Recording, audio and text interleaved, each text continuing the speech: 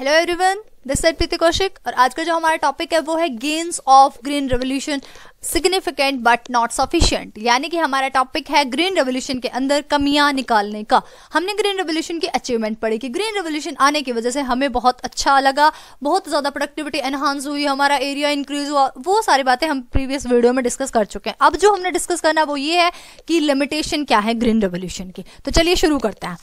कहते हैं owing to green revolution there was a significant rise. तो पहले इन्होंने बताया कि ग्रीन रेवोल्यूशन के जो गेन हुए यानी जिससे ग्रीन रेवोल्यूशन की वजह से हमें जो फायदा हुआ वो सिग्निफिकेंट तो था, यानी वो इंपॉर्टेंट तो था, हमें चाहिए था कि ऐसा फायदा हमें हो, लेकिन वो सफिशिएंट नहीं था, यानी कि हम उससे खुश नहीं थे, सेटिस्फाई नहीं थे कि जो मिल गया वो बहुत है यानी सफिशिएंट है।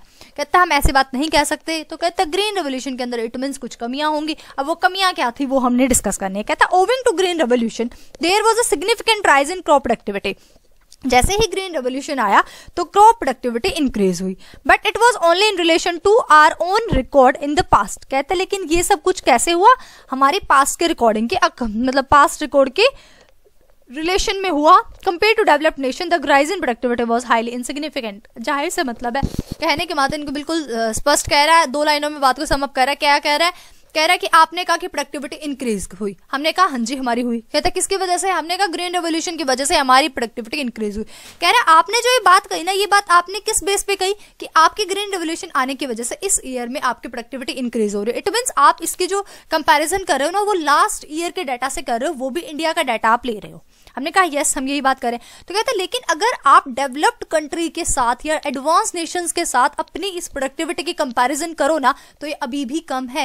यानी प्रोडक्टिविटी जिसको आप कह रहे हो इंक्रीज हो गई, बहुत इंक्रीज होगी, बहुत इंक्रीज होगी, वो अभी भी इतनी ज्यादा इंक्रीज नहीं हुई है कि आपको वो बहुत ज्यादा लग रही है। अगर हम डेवलप्ड कंट्री के साथ उसके कंपैरिजन करके देखते हैं तो वो काफी कम है, लेकिन आपके अकॉर्डिंग आपके लास्ट ईयर के जो रिकॉर्ड रहे हैं इंडिया के उसके अकॉर्डिंग ये इंक्रीज हुई है। कहते हैं ये इनसिग्निफिकेंट रही है अगर हम वैसे देखें, यानी डेवलप्ड नेशंस के अकॉर्डिंग देखें। तो कहता है अगर हम वीट की बात करें तो पर हेक्टेयर प्रोडक्टिविटी इंडिया के अंदर 3.4 टन है, जबकि चाइना के अंदर 6.5 टन है, और यूके के अंदर अगर आप 2018 का डाटा देखोगे तो 9 टन थी जो हमारी प्रोडक्टिविटी पर हेक्टेयर वीट की हमने निकाली।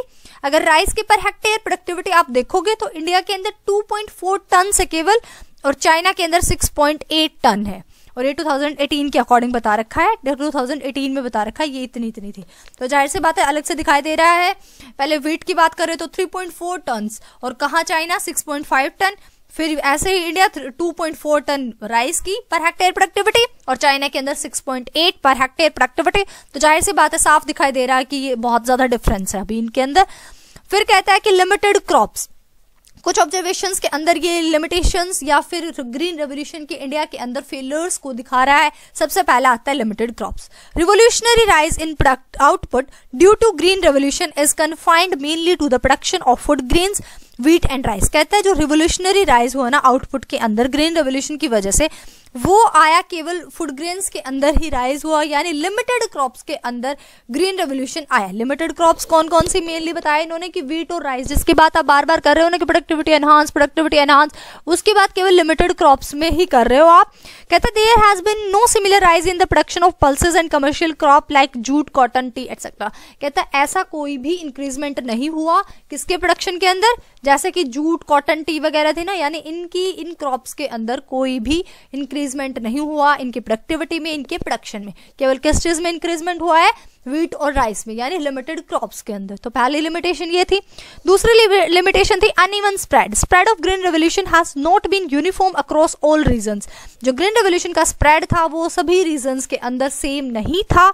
इन state like Punjab, Haryana, Maharashtra and Tamil Nadu it made a remarkable impact. अगर हम बात करें पंजाब, हरियाणा, महाराष्ट्र और तमिलनाडु की, तो यहाँ पे एक अच्छा इम्पैक्ट पड़ा, but in eastern UP, Bihar, Madhya Pradesh and Odisha its impact was relatively insignificant. अगर उनकी इसके साथ कंपैरिजन करके देखो इन एरिया के साथ तो बहुत ज़्यादा इनसिग्निफिकेंट है, यानी कि कुछ भी ज़्यादा इंपॉर्टेंट नहीं रहा ग्रीन रेवोल्यूशन का इम्पैक्ट। तो क्या कहा इन्होंने? अनइवन स्प्रेड, यानी कि अनइक्वल स्प्रेड।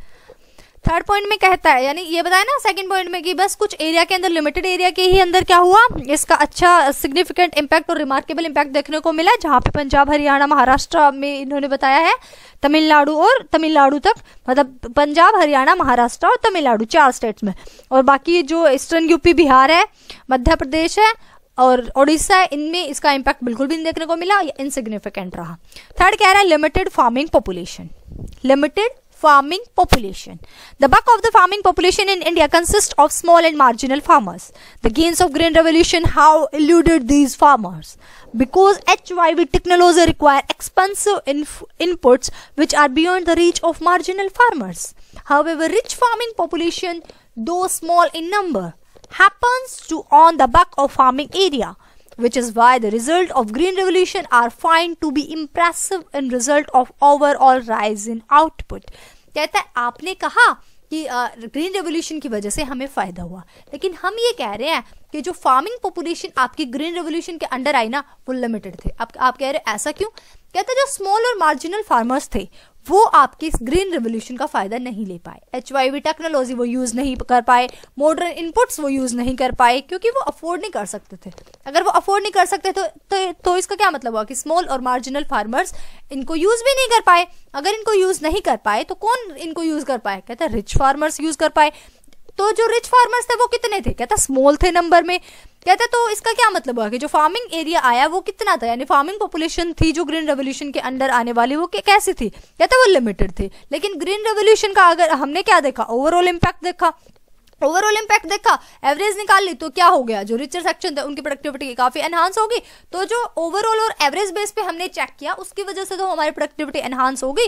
लेकिन ग्रीन रेवोल्यूशन की लिमिटेशन थी कि इसको स्मॉल एंड मार्जिनल फार्मर्स इसके सारे टेक्निक्स को यूज नहीं कर पाए थे, HYV सीड्स को यूज नहीं कर पाए, और जो मॉडर्न इनपुट्स थे और टेक्नोलॉजी को अडॉप्ट वो नहीं कर पाए। फोर्थ पॉइंट में कहता है इकोनॉमिक डिवाइड। कहते हैं थैंक्स टू ग्रीन रेवोल्यूशन, ओ धन्य धन्य ग्रीन रेवोल्यूशन, इकोनॉमिक डिवाइड लेके आया है जो द